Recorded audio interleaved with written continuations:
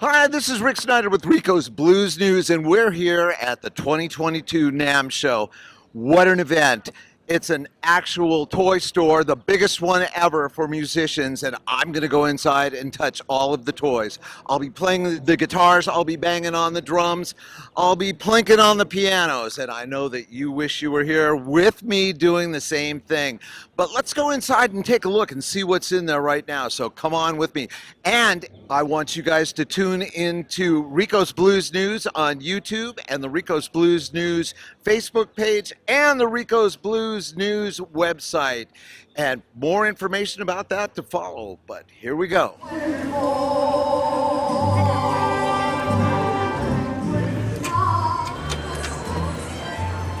Hi, this is Rick Snyder with Rico's Blues News, and I'm here with Justin Walter at the Martin booth at the 2022 NAMM show, if you can believe it. What do you think, man? Dude, this is amazing. The whole booth is great. Obviously, the show's a little smaller than 2020, but, you know, we're making it happen. It's like, dude, it's like 10:20 right now. Just walked in the NAMM show and ran into Rick. So good to see you, man. It's been a minute.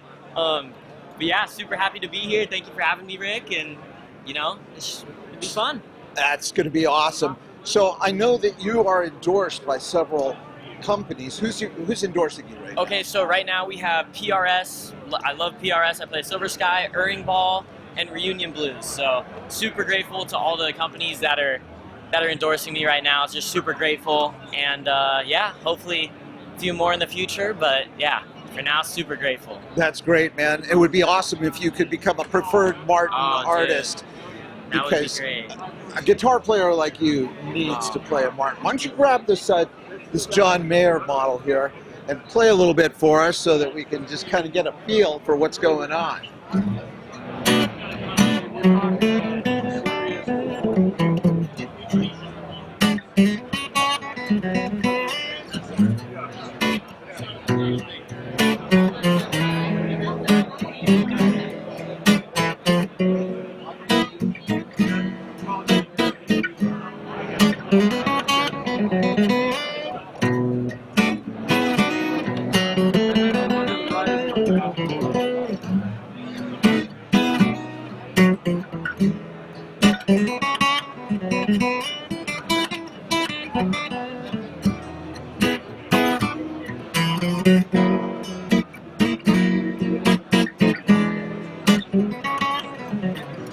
What's happening with you musically? So musically, man, we're you know in a great position right now. Obviously, with all these endorsements coming in, I'm super grateful. Right now, we're pumping out content for Instagram, TikTok, YouTube, and we're also doing like stuff like this, NAMM, interviews with you, Rick, and all this stuff. So I'm super grateful. More stuff to come, more singing stuff to come. But yeah. When's your next gig? Next gig should be next month sometime. We don't know the exact dates, but hopefully next month we're going to be set. Word is that you're going to make a guest appearance for the Blues in the School show at the Sophia with Blind Lemon Peel. Is that right? That would be great, man. That would be great. Oh, that'd be awesome, man. Well, I'm looking forward to seeing you. And brother, it was so awesome. Give me your hand there, This my thing is brother. amazing, dude. Yeah. So awesome seeing you playing with Chris Kane the other day. Yes, that was sir. a great thing. Yes, sir. That was definitely an honor. All right. Well, listen, you have a great time at the Thank you, show, Rick. and we'll be running into you again soon. And this is Rick Snyder with Rico's Blues News. We're here watching Mia work out on the Bad Cat.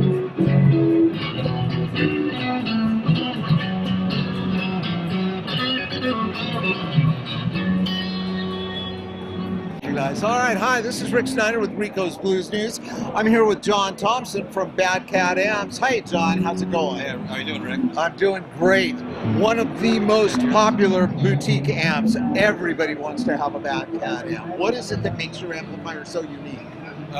What it is about our amps that makes them unique is the fact that they are unique. I mean, that they definitely sound like themselves. There isn't anybody else that really kind of sounds like us. We've got a very bright, chimey, sweet, fat, full. It's a sound that's kind of hard to get, and I think it's kind of our own. You know, one of the things that you told me a couple of years ago when we talked about this was that this amplifier is able to produce the exact same sound at an incredibly low volume that it does at a high volume. Yeah. It's the way that our master volumes are designed. We've got this incredible engineer, Peter Ahrens, that sort of remade the master volume. I mean, it works like nothing else. And part of the secret is we're able to get so much out of the preamp that we're not really reliant upon the power section to get what most people use for vintage amps. Use the power section for vintage amps. So is there any particular genre of music that you would say gravitates towards your amps? I mean, kind of the punchy, clean edge of breakup is kind of our thing. I mean, though we dabbled quite a bit in high gain stuff like the Hot Cat and the Lynx. I have some notable players like Stephen Wilson and Porcupine Tree use their high gain stuff. But what makes our high gain stuff different is there's a tremendous amount of note articulation. So you can play crazy chords and drop D tunings and drop C tunings, and you're still hearing all the notes come through, which is kind of hard to do. Right. Yeah. That's great. Well, as you may know or may remember, I am with the Blues Society. This time I'm with the Sacramento Blues Society. Yeah. And of course, our content is geared towards a lot of blues musicians. And to me, this is the sound that they're looking for. This is the kind of sound that you get through an amplifier where you don't need to play through a lot of pedals to get a great sound. Yeah, that's true. That's something that blues players, at least the traditional blues players, seem to gravitate towards. Well, and our amps, they tend to breathe, right? So your right hand, if you're a right-handed player, is as important as your left. I mean, because the pressure you're applying will get you gainy or clean depending on how hard you're picking it. They're very responsive. Right. And for blues players, it's a good thing. Yes. Well, John, thank you so very much, and you have a great show. It's good to see you. Good to see you too. Hi, this is Rick from Rico's Blues News. I'm here at the NAMM show in 2022. It's totally a different.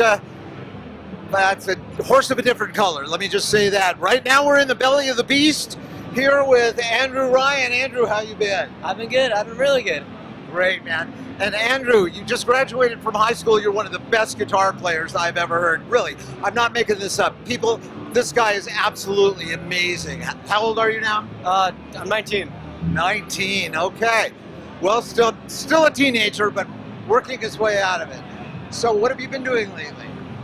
So I've been playing a lot of guitar. I've been playing lots of shows. I've actually started teaching people. So I've been trying to tell people how to play the blues, jazz, rock and roll, mainly the blues. But is there a website that people can go to look for your teaching? Right now, not at the moment, but you can find me on my Instagram at Andrew Ryan, and then that's where you should hit up Facebook, Twitter, etc. So you told me that right now you don't have a band, but you're looking to put together another band. What are you going to do? So I have a drummer, and I'm looking for a pianist. It's going to be a three-piece, and kind of like the Doors. You know how the Doors had the bass in the bottom and the melody at the top? That's what I'm planning to do. And then me, the organ player, and the drummer are going to do all vocals. Okay. Are you going to do original material? Yeah. Original and covers, but mostly original. Your material? Yeah. That's great. That's great. Well, listen, you have my information. I want you to send me it. When you get a gig, I want you to make sure you send it to me so we can put it in Rico's Blues News and make sure you're there. And I want you to keep on rocking the blues, brother.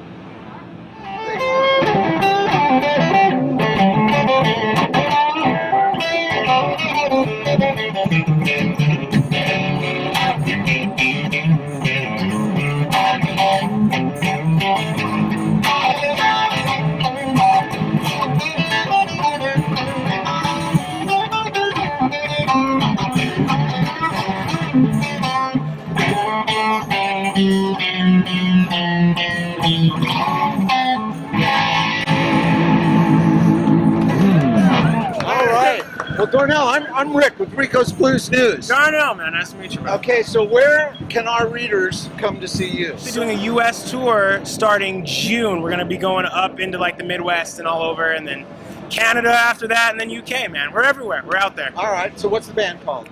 The band's name is Porcelain Hill. That's porcelain like China, hill like a mountain. Okay. And yeah, we're everywhere. We're on Spotify, Apple Music, Instagram, Facebook, Deezer, Tidal, whatever. That's great, man. Here, I'm going to give you a card. Which would be great, man. Oh, boom. There we go. All right, brother. Thank you so very much. Thank you very much.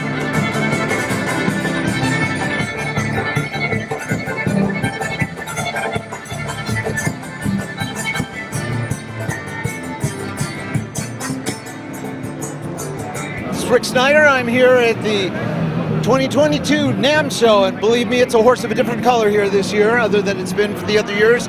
I'm with Rico's Blues News, and I'm here with Rick. Pronounce your last name for me. Beato. Rick Beato. Rick, you are an internet star. Really, I mean, how does it feel to have the amount of knowledge that you have and your willingness to share it with such a large group of people? It's great. Yeah. Fantastic. Do people seek you out for particular things? Do they want to know things? Are they clawing at you all the time? People send me emails on video topics a lot. So Okay. And briefly, from the beginning of your internet career to today, what is it that took you from there to here? working 100 hours a week. Okay. That is exactly the answer I expected you to give. Hey, thank you so very much for giving me a moment of your time. I really appreciate it. You have a great day. Hi, this is Rick Snyder with Rico's Blues News, and we're here at NAMM 2022 at the F-Note booth with Michael, and we're going to talk about the future of drums. We're concerned right now as to whether or not acoustic drums are continue to be the predominant force in music, or are we going to be able to use these, which are so very beautiful and look so much like acoustic drums. So tell us a little bit about the product, Mike. Well, these kits are made for realism. They respond just like acoustic drums. All the samples that are in there are made to be, compatible with recording into a DAW. It sends 8 channels of USB audio into a pure separated drum kit. So if you wanted to plug it in and record a new song, it's one cable in and you have separated drum tracks going to it. As far as playing live, the feel of them, they bang just like real drums. They're super dynamic, responsive. They're as tight as it gets, I think, and I have to play everything in my office. It is what it is. So how are we going to transition drummers from acoustic drums to this product? Yeah, it's tough because talk is cheap, right? Yeah. But it's by having them play. As soon as they play, they come on board. It's already happened 10, 15 times today. It happened a million times yesterday. Really? Yeah, guys are coming in. Their friends are, come on, quick, because their friends play in the band and they want them to, come on board, with the idea of it, and the drummer will be reluctant, and then as soon as they start playing, they're like 15. Well, I know a lot of times the problem on stage is that the drums tend to overpower and bleed into everything else. So this sounds like kind of a sound man's dream because they're able to control the volume. They can't control the pressure with which the drummer smacks the cymbals or hits the tom or kicks the kick, but they can certainly control it here. And I've seen like the plexiglass around the drums to try and keep it from bleeding out. Yeah. This seems like a much more viable option. Yeah. Is it going to be something that we can look forward to happening in the future? Is this going to replace acoustic drums, or is it just going to be an adjunct? It will never replace acoustic drums. You heard it here first. It will definitely be a great option, and already is a great option. Like we're getting all of these churches that we're doing build outs in because they're trying to pull the drummer out of the fish tank so they can actually connect with the people in the church. Right. It's like you were trying to connect on something that's coming from here, and there's a piece of glass in front of you like you're speaking from prison. Right. You know what I mean? So there's something's off with that. This takes that out. It's hard to explain, but it's there. It's a real thing because as we do these installs, we're hearing back a ton from the people that are playing them and congregational, members. Wow, it's a good thing. Well, and I would agree with that because I think one of the most important things about being a musician is being able to connect with the audience. There's nothing I like less than to come and see a band where everybody just stands there, nobody really interacts with the audience. Right. And I don't want to come and see somebody do the Eddie Van Halen thing Right. and turn their back to the audience. Yeah. Yeah. So this provides an opportunity for that. What about small clubs? Killer for small clubs. We've got it. We have it as a house kit in some spots. We've got it as a house kit on a TV show, and the sound man that was on that show the first time that I spoke with him, he was like, absolutely not. And he wanted to go with an Alesis because it has the 8 outs on it, which I totally understand because I also run sound. But I was like, just trust me, man. If you consider your mixing worth that you can mix a good band, kick, snare, double overheads, then let's go. Yeah. And once he took that on and heard them, and once the drummer played them and had a big grin on his face, it was on. That's great. But, Just one last question. What does a kit like this go for? so the base kit goes for $2,000, $2,700 next step up. This one is $4,000. We have a 2,500 full shelled kit that's a little smaller than this. That's 2,500, and then this one is 3,500, which is expanded 2 floors. You know, it's 1 up, 2 down, and that with extra cymbals. And then our 7X out there we think it's going to fall around 5, but that just came yesterday, or 2 days ago. That's not really unreasonable. For No, a it's full super drum reasonable. kit. Yeah. When you consider the cost of cymbals Yeah. and everything else. And who else can you go to at this price point and get 360, playing anywhere, choking anywhere, 3 zones on the cymbals, the responsiveness, being able to edit the kits, tune them super high like a DCI snare drum down to like a bucket. You can go in and put 8 different types of ambience on them. It's like you can construct your own and put in 100 different kits. It's like, what more do you want? It's like, and that, you know what? That's a great point, because drummers are constantly trying to get their drums tuned Right. to a certain thing, and this Yeah. has the capability of doing that almost effortlessly. Yeah. So the size of the cymbals. Yeah. This is a fairly large electronic. yeah, this is cymbal. the largest cymbal on the market. This is a 360, choke and playing 3-zone ride cymbal. It's 20 inches. It's the only one that exists.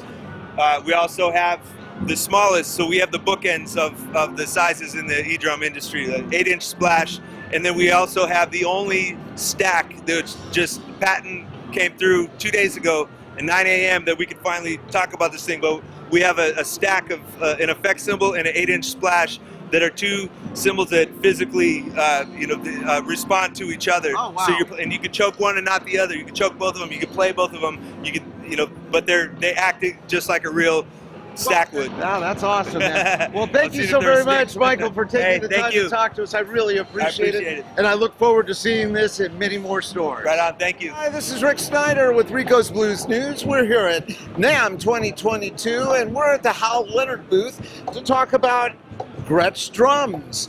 And actually not just talk about Gretsch drums, but we're going to talk about acoustic drums and what their place is in the role of music upcoming, with all of the digitalization of everything being online, everything being in the cloud.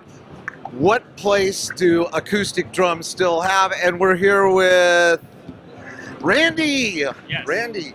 So, you may hold this if you wish. Sure. Yeah, go ahead. Tell us about it. Yeah, my name's Randy from Hal Leonard. We are the distributor for Gretsch drums, their full range line. And thank you for stopping by, NAMM 2022. Happy to be back here. Happy to be representing this brand and talking about acoustic drums with you. Yes, okay. So, the acoustic drums, it's traditional. Every drummer in the world wants to play acoustic drums. They have a certain feel, they have a certain resonance, they have a certain just stage presence to have acoustic drums. And traditionally what we've seen with the digital drums is there are these little flat things that look like a set of practice pads. Sure. Right, so it doesn't have the visual quality that a drum kit like this does. What do you believe the role is of acoustic drums in the time to come? Are we going to see them replaced by digital drums? I think it depends a lot on the application. So acoustic drums, to me, it's about the energy. It's about you're moving air and how much air you can move to fill a space. So in certain spaces, they're tailor-made. Certain clubs and venues are tailor-made for that energy of an acoustic drum set. And other applications, such as like at-home practice or like maybe a house of worship type setting with huge ceilings and very reverberant, might not be the best spot for acoustic drums. So they both have their roles and places, and I think it's just been drummers adapting to their environment and really like adapting to the setting. So if you're playing out, you're gigging a lot, you're doing a lot of club stuff, then acoustic drums for sure, that's the way to go. But then when it comes down to like at-home practice, maybe you live in an apartment, you can't always play acoustic drums because your kids are sleeping at 9 o'clock, those kind of things, then that's where the electronic side really comes in to support each other and really make it so that, you know, they both have their own homes, you can get the best of both worlds. Stage presence, of course, with an acoustic kit, I mean, is irreplaceable in terms of the stage presence compared to an electronic set. But then again, you also have electronic manufacturers that are building electronic sets that do have shells, and there are certain companies building modules and triggers that can be put on acoustic sets. And that's another thing too, is just more and more drummers are taking acoustic sets. You see a lot of people incorporating SPDX roll-in pads and electronic elements within their acoustic. So really they're living together and they're really helping push the boundaries of both products. And they're kind of growing together in the market that way. Okay, and that's a great point, because I could easily see a juxtaposition of electronic and acoustic coming together. Now, one of the things that we had talked to somebody who manufactures electronic drums is smaller clubs. Needless to say, you don't want Neil Peart to bring his kid into a small club that holds 250 people. But conversely, as we said earlier, sometimes what you'll see is a plexiglass shield around the drummer on stage in a large venue, because the sound guy doesn't want the crashing cymbals or anything else bleeding through and drowning out the guitar solo. So with an acoustic set, you can't really control the sound per se, because you can't control the force with which a drummer hits the cymbal or kicks the kick. So how is that all going to come to pass? Are we going to find a time where it's going to be a hybrid? And I love that term, because you know, the pandemic has taught us that we do need to have a hybrid model for music, not just live and in person, but online as well, so that people in parts of the world that don't have access to what we have access to in certain parts are able to see it. Do you see that coming in the future? I do, and I do see it a lot more commonplace, having a hybrid setup. I know one of my friends, he plays in a cover band, and he has an acoustic kit that's fitted with electronic triggers, so it's not making any noise on stage, but then he has real cymbals. So he's playing with both. He's playing with electronic drums that look like an acoustic kit, and then he's playing with live cymbals to get those overtones and stuff that's much harder to get out of cymbals, electronic cymbals that way. So they're living in both worlds, really. So that hybrid is really growing a lot in the market, and then as well, it comes down to application, personal preference. Some drummers are more comfortable on one or the other, and again, the setting, whether they're in a small club where stage volume and things like that are more of an issue. And really, we're seeing the same thing in the electronic or the electric guitar market as well. A lot of the guitarists are going ampless and just using things like the Helix or Axe effects instead of bringing an amp with them, and they're using all digital effects, all digital amplifier, and streamlining that way. So, but then again, there are the guys like myself who love tube amps and they love to feel the air. It comes back down to the energy and things like that and personal preference. So, okay, and Rico's Blues News caters to the blues community, and blues musicians, especially those that consider themselves purists, really like the sound of the acoustic drum kit. They like the sound of a tube amp. Oh, yeah. They're not really that keen on a lot of pedals and a lot of different effects. So how is that going to fit into the blues genre? In terms of drum set playing, I mean, I think we're seeing, like, in Nashville, for instance, they're kind of like their own music ecosystem, and you go out to see clubs in Nashville, and it's all acoustic drums still. And so certain environments, certain genres are very particular about staying true to the history of the music. When you get into pop and cover bands and those type of genres, they're a lot more flexible. They're trying to recreate sounds from, 20 different artists or something tonight, whereas an acoustic drummer playing a blues gig or something like that, they're not trying to recreate electronic drum sounds for the 80s. They don't have the need necessarily for electronics incorporated into their drum set as much, and therefore the acoustic really just goes to shine in that So situation. we're not seeing the acoustic set go the way of the Dodo anytime soon. Oh no, absolutely not. Acoustic drum sales right now have been absolutely through the roof the last few years, especially with the pandemic. We've had several retailers talk to us too about how when COVID happened and the lockdowns, it really just blew up the drum market and music market as a whole, because it came between like consumers who are choosing between like, hey, do I want the new Xbox, do I want the new PlayStation, or do I want a new electric guitar or a drum set? Like, it really started to compete with different markets just for people who are at home looking for things to do in their free time.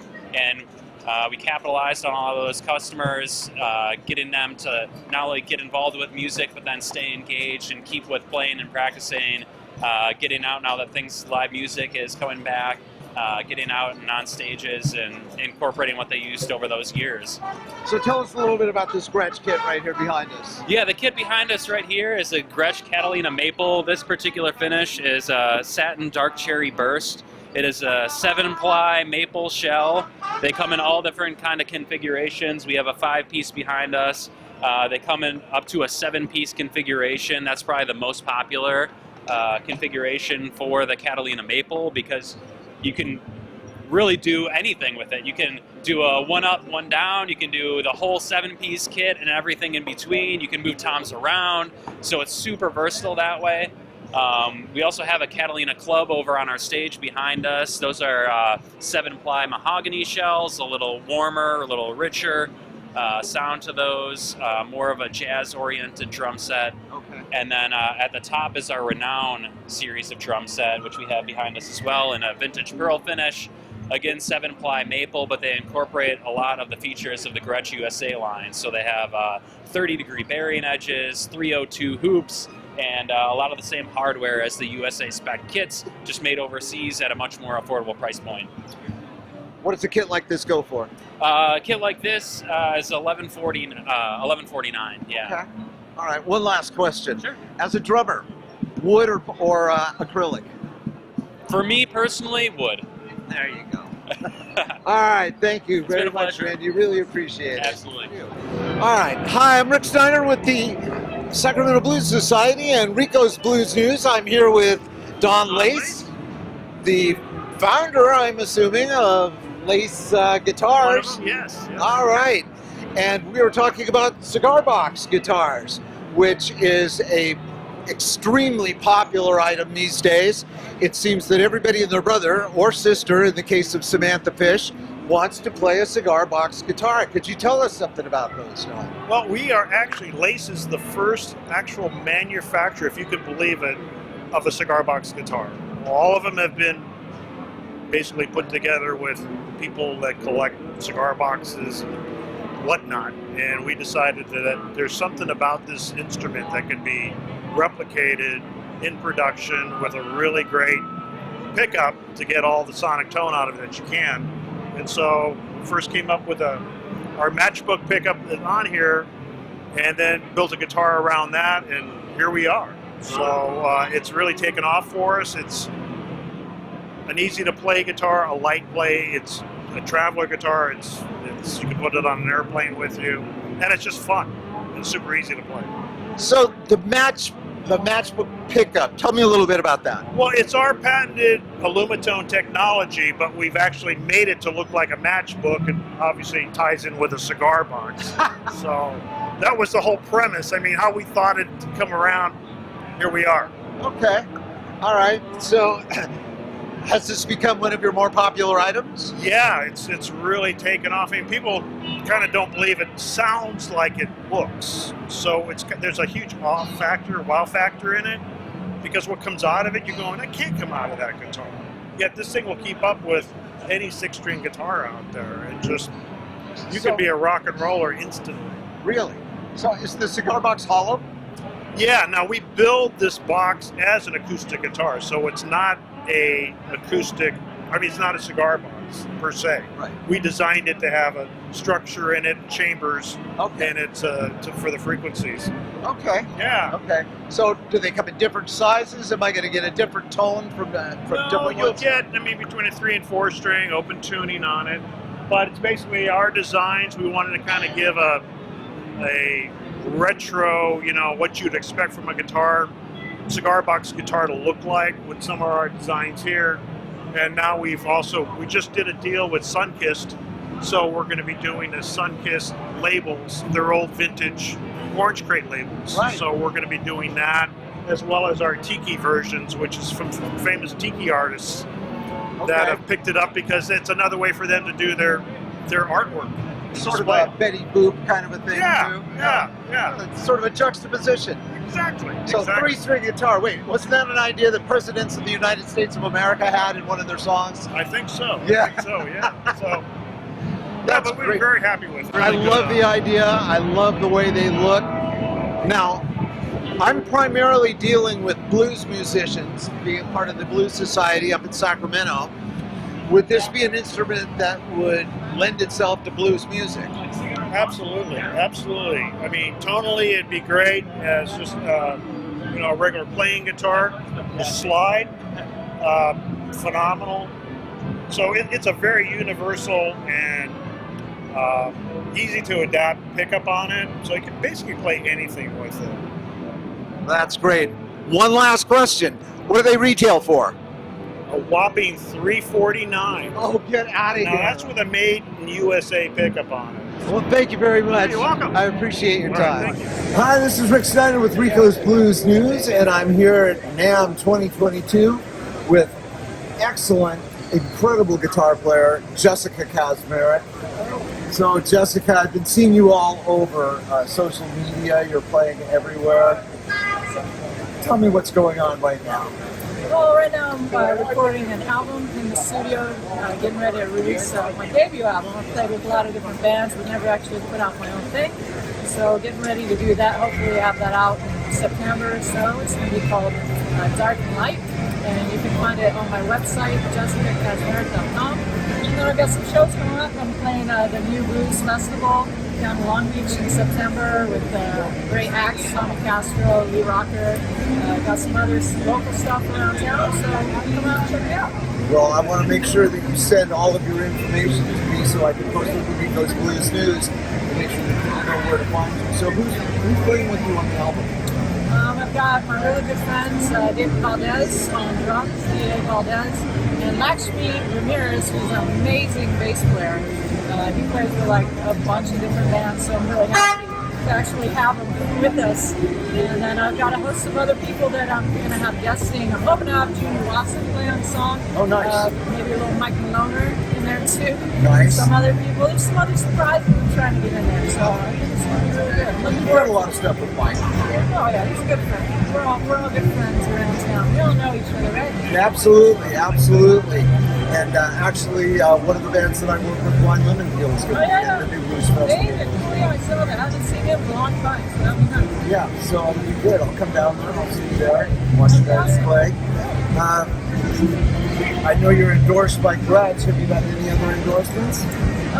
Not at the moment, but I'm always open to anything. Okay, so bring it on by and I'll check it out. If I like you, then I'll go with you. If not, then you gotta like what you're playing and what you're endorsing. I think that's really important. Absolutely, and I've seen you've got some beautiful instruments. I see them on social media all the I time. always use a little more, So Naturally. See what happens. See what happens. Well, that's part of the syndrome that many musicians suffer from, gear acquisition syndrome. You can never have enough really good instruments. It makes you play better, and it makes you feel you look better. So then everything just works. That's a confirmation bias. It does.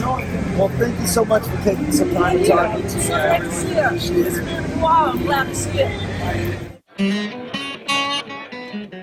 Hi, this is Rick Snyder with Rico's Blues News, and we're just getting ready to leave NAMM 2022. Wow, what a great show.